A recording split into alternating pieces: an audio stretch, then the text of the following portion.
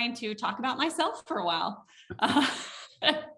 I actually was getting ready, building out a presentation for a group that I'm speaking to here in about a month. And I found myself in a spot where, I mean, what do you say about money in 30 minutes that is actually going to really engage people and have them come away with a feeling of empowerment, right? Knowing that your audience is anywhere from at the beginning of their career to making millions of dollars per household and at different net worths and different stages of their wealth building journey, especially because 30 minutes is really not that long of a time. And the financial conversation that I'll be having is really like squished into like a morning session that's focused on wellness. And so, you know, trying to figure out how you can make all of those dynamics work. I found myself just being like, oh, what am I going to say? And this happens to me all the time. And I know this happens to you too, Eric, because we talk about it, where I'm like, what am I going to say that people actually are going to care about? Like, nobody cares what I have to say. And that, I think that goes to, you know, just basic humility. Like, I'm here to serve. And so when I have to stand up and talk, I can lean into it, but it takes me a really long time sometimes to figure out what I want to convey and how I want to convey it. Because I think it's so important that there's actual value there. And as part of this process, I was thinking about just the journey I've been on and trying to make all of this approachable, because some people just love money, right? And finance, and they love talking about it and reading about it. And then other people are know they should, like, it's one of those adulting things that you have to do, but it can also be a very intimidating topic. And because there's fear, right? There's fear of, I'm going to screw this up. There's fear of, I don't know what I'm doing. And there's shame. There's a huge shame.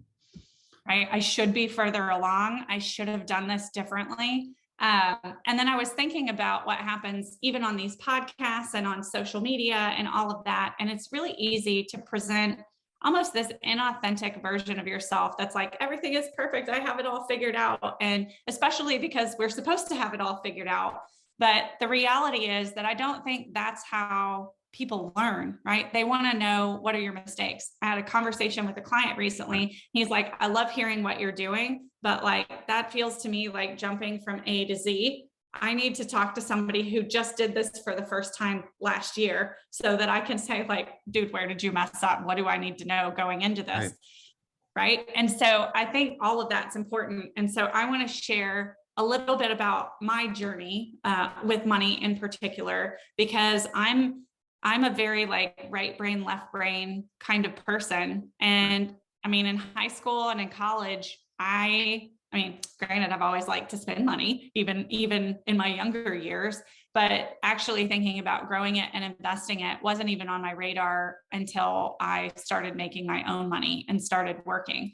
I wanted to be an English major, but my dad said he wouldn't pay for it because I'd never get a job. So to go from that into this seems like a big jump, except that I've always really liked math and I really like people. So I think it is a good fit. But I think about what happened when I graduated from college. My dad told me, you always save 20% of everything you make. And he'd kind of been harping on that for, you know, the whole time I was in school, but I just assumed that's what everyone does. And so my first job, I think the first year I was working, I made about $24,000 and I saved 20% of that.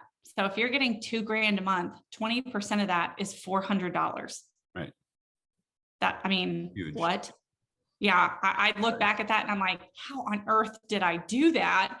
But I just thought that's what everyone does. So I did it. And because I had never done anything different, it's just how it went. And I mean, I will tell you, if I went out to eat with friends, I got the cheapest thing on the menu and I drank water because that's just what I needed to do to get everything started. And so I feel like I came out of the gate.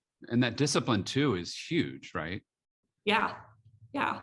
And so by the time, and I mean, my parents are very affluent, so they had done some things to help set me up nicely as well. They actually had funded a whole life insurance policy on me from the time I was about 7 years old.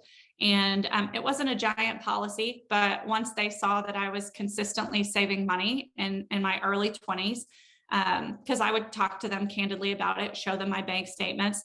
And I would have conversations with my mom and where, at some point she told me to take my credit cards, stick them in a Ziploc bag, fill it with water, and then stick it in the back of the freezer so that I wouldn't be tempted to spend. And then if I saw something I wanted, I'd have to go home and defrost my credit cards and then go back to the store.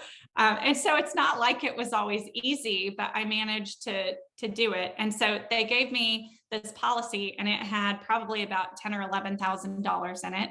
Right. And then I had money that I had saved as well. By the time I was 24, I had probably, I don't know, $40,000, $50,000 that was saved up, which I felt, I mean, that's pretty amazing, I think, to start doing that young. And I had taken over paying for the whole life policy, and I decided I wanted to buy my first property. And so I borrowed against the whole life insurance policy for my down payment. And I bought a little 3-1 house. It was a little tract home in one of the last neighborhoods in Austin that was just beginning to have the tear downs. That was in the Loop. It was right at like St. John's and 35, like not the greatest part of town, but not a dangerous part of town. And so I bought it as a short sale, and there were multiple offers that were higher than mine, but everybody else had a timeline. At that particular point in time, I had moved out of my apartment and in with my parents because I knew I was getting ready to buy a house and I didn't want to sign a new lease. So my timeline was a little bit different. And honestly, I was just the last man standing. So I ended up getting the house, and I put probably $30,000 into it, remodeled it. And then I actually did a cash out loan to pull all my liquidity back out because rates had also gone down. And so my mortgage stayed about the same, even with getting all my money back out. And then I lived there for a year or two. And then I got married and we moved to Dallas. And when we moved to Dallas, I bought a duplex and rented the other side out to my brother and his wife, while my husband and the two of them were all in law school. Right. And that house, the same, I bought it in 2007, the summer of 2007, right before the market just went right. But again, I think in real estate, and I'm going to say this, and I hope somebody takes a note here, you make your money when you buy the house, not when you sell it. Right. And that's a weird thing to say, but I was so careful about what I bought that at any point in time, I could have unloaded it and I would have come out okay. And so by the time I was 26 years old, I had 2 rental properties, and I had probably an extra, I don't know, $1,500 to $2,000 a month that was coming in when those were rented. And so very focused. Doubles your initial income.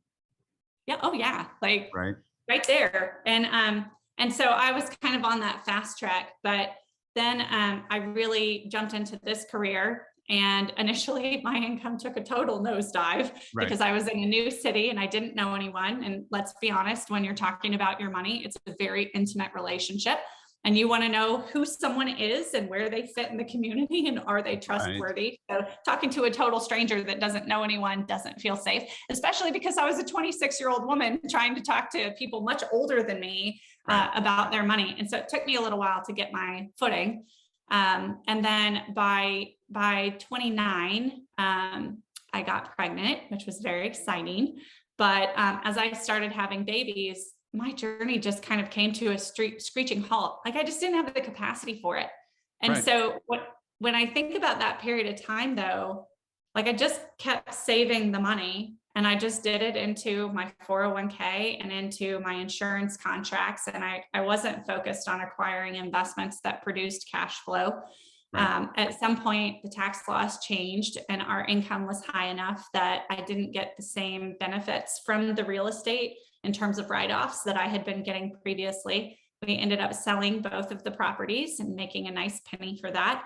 And just kind of socking that away into liquidity. And so I think about the time period from about 26 to 36. And it was just sort of, I need the easy button. I can't think about this stuff. I'm teaching other people, and my husband and I've talked about this before. We have very different backgrounds. I see opportunity. He sees risk.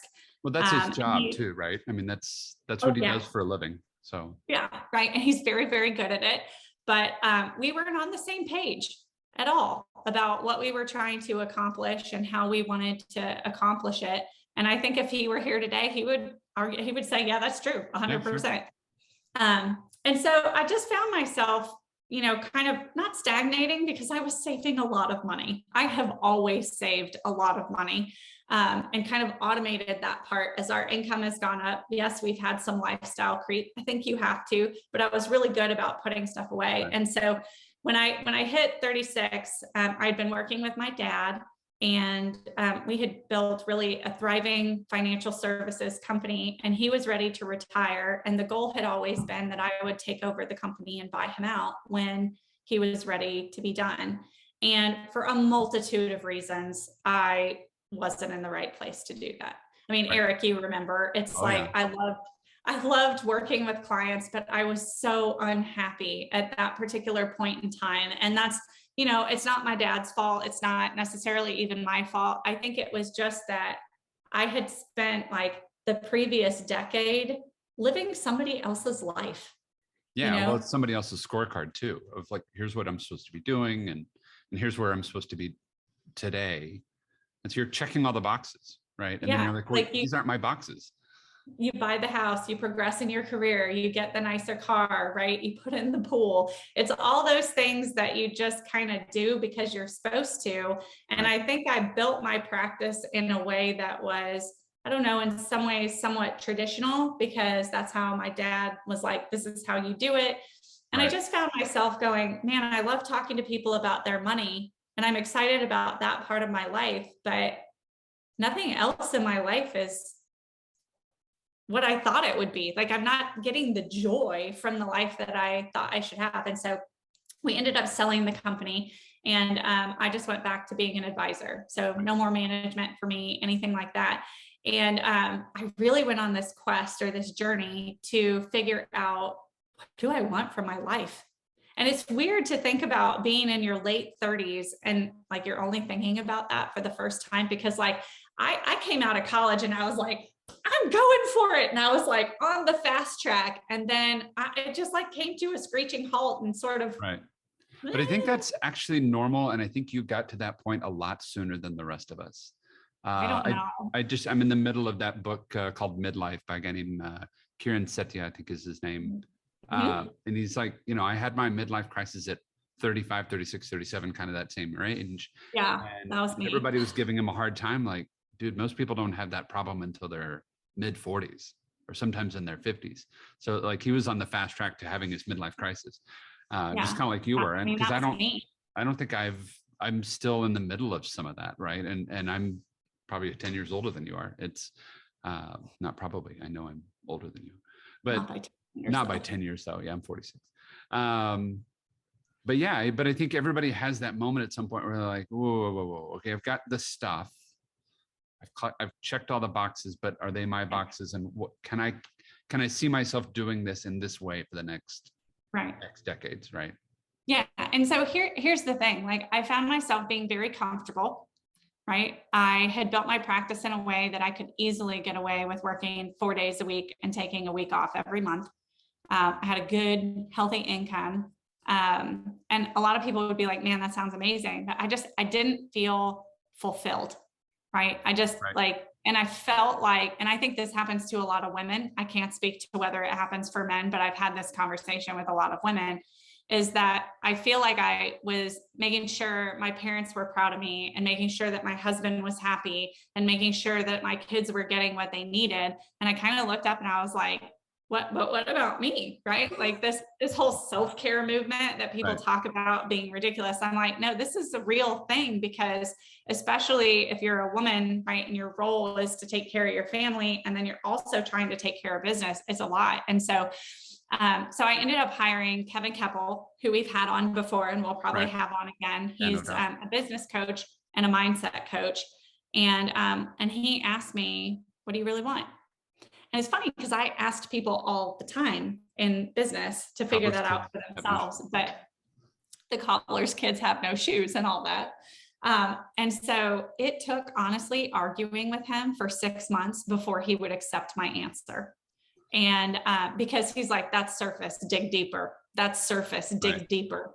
And what I really realized I wanted was a sense of peace. So if you looked at kind of the list I had made, all the things that were on my list were about having a place to step back and be still, because I live a very busy, almost frenetic life, I think. And I love it that way, but you have to have balance when you do that. And then through those conversations, I realized I really didn't want to work for somebody else. I wanted to make sure people were getting financial advice that could radically change their lives, and doing it in the traditional financial services model wasn't going to cut it. And so that's when we launched Benchmark Income Group. And then I got exposed to the Dream Machine book by Dane Espegard, and went through and made that list of all the dreams that I, put in a pipeline. We schedule it out, you start realizing it. And my quality of life has changed really dramatically. But what happened in that 2-year time period, right, between when I launched the company and when my dad retired, so that 2 years is that I was like, wait a minute, all these things that I was doing in my 20s, I need to start doing again. And we really need to focus not just on income creation at retirement, which is what traditional financial services teaches you to focus on. But how do I change what's happening now so that I get to work just because I want to, and because I like the impact I'm making, not because I'm tied to, I have to have an income. And so here's where, over the past year, I think this is where I wasn't stagnating, right? When we were looking at that decade that I was just putting money away, is that I looked up, and just in my whole life insurance policy, there was over $1 million. And then I was like, hey, wait a second. Don't we teach people you can borrow against this to create assets that produce cash flow? And so I deployed the whole thing, right? And I have other assets that are liquid and kept saving. And so I've kept a cushion, but I was able to deploy $1 million, and over about a 2.5-year time period, it will have turned into over $400,000 of passive income. And then there are other things that we've done that have created additional passive income. But I think 2-year time frame to have that kind of money, create that kind of income is, that's what we're teaching people to do, right? But it wasn't 2 years. If you think through it, it was the overnight success that took 12 years, 20 years, or 20 years to go build, and I think that's where so many people have a hard time. But I'm 40, right? And so being able to say at 40 that there is enough income that comes in passively to maintain my lifestyle, and everything else that I am doing is just adding to that so that I can increase my lifestyle every year, is huge. And that's what I want for other people, because I think back even about the conversations that Mike and I had, and there were so many times that we'd say, well, how are our neighbors affording that? Because I know we make more money than them by like 2 and sometimes 3 or 4x. So how are they taking this trip and doing this thing? And Mike's funny. He's always like, yeah, babe, because you save everything. And I have, I'm like anyone else. I had plenty of FOMO. Well, why can't I do that? Why can't, I want to do those things. When do I get to do the fun stuff? But to be in the place that I am now, I look at those same people and they don't have the same freedom I do, right? Or the same income at this point in time. And so now I can kind of do whatever I want when I want to do it. And that's radically different. And so it doesn't matter if you are just starting the journey, right? And you're feeling overwhelmed because, you don't have the bandwidth right now to think about, how do I analyze a vacation rental and know that this is a good place to buy and that this is the right property. That you don't have to start there. right? But you do have to save the money, and you do need to build the system, because as long as you build the system, the moment you're ready to start scaling it, we can help do that, right? But if you don't build the system when you are ready, you have to almost go backwards in order to get there. And that, I mean, like, to me, the whole purpose of sharing this is just to say, I think you have to approach your journey when it comes to money from, what can I actually manage right now? Well, when you're in the thick of it and the kids are tiny and work is hectic and you're on It's too much. Yeah. I mean, and I think there's a freedom there that says, you know what? I put one foot in front of the other today. I got out of bed. I adulted at a high level. I've done everything I can, and I've automated everything I can automate.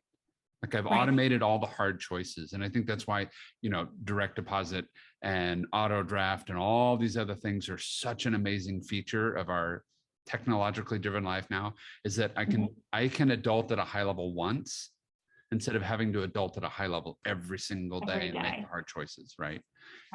And there's nothing wrong with being in a rut for a little bit. Well, and that's just it, right? I mean, part of what we try and teach is, if you build the system and you've got your insurance and you've got your investments and you're kind of looking at the traditional products, you basically hit the easy button and made sure that you're going to be better off, or at least attempted to make sure that you're going to be better off. And then when you're ready and you have the bandwidth, you're already there.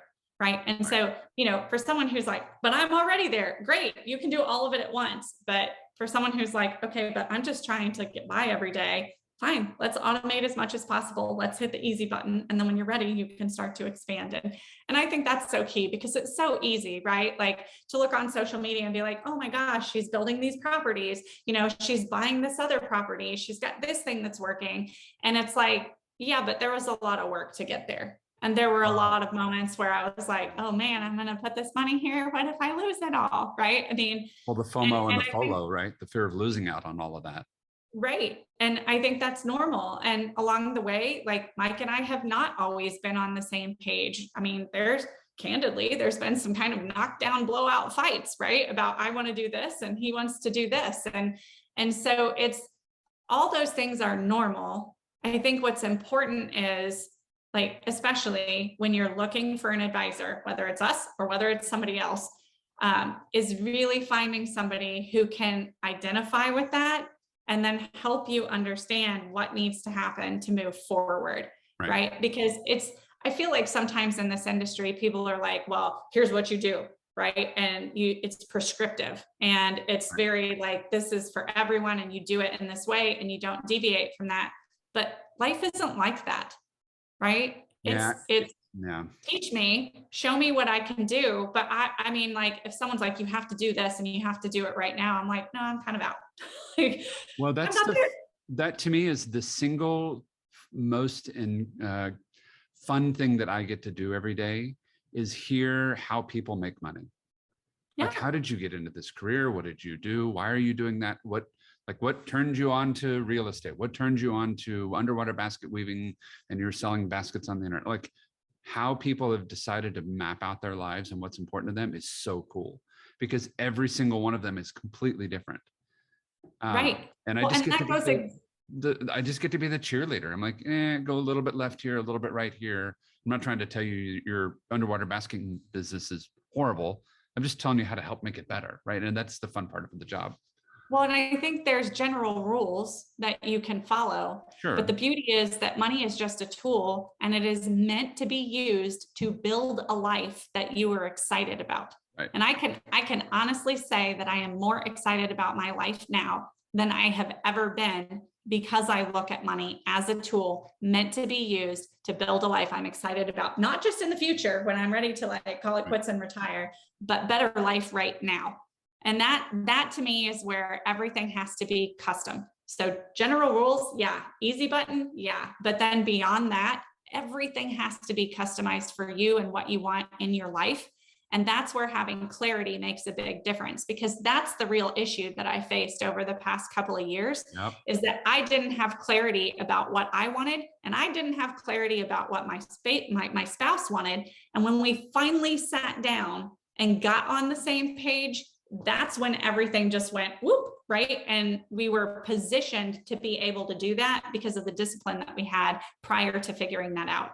So it doesn't really matter where you are, you can get there, but that clarity is so important. Ask yourself how your life would be different if you won the lottery. Read Dream Machine by Dane Espegard and make your list of all the things you want to do during your lifetime. Do it with your kids. Have your spouse do it, right? Get that clarity. Zig Ziglar said, you can't hit a target that you can't see, and you can't see a target that you don't have.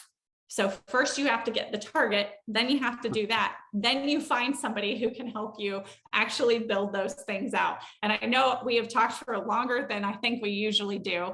Thank you guys for sticking with us through all this. I hope that there's some aspect of my journey that you can relate to or that you can learn from that helps you on your own journey. And we'll see you next time. Oh, wait, I'm supposed to tell you where to find us. You can find me at The Wealth Woman, wherever you social media. Eric, where can they find you? And Economics with Eric, not Erconomics. You nailed it. You nailed it. On Facebook and Instagram. Thank you guys. Have a great week.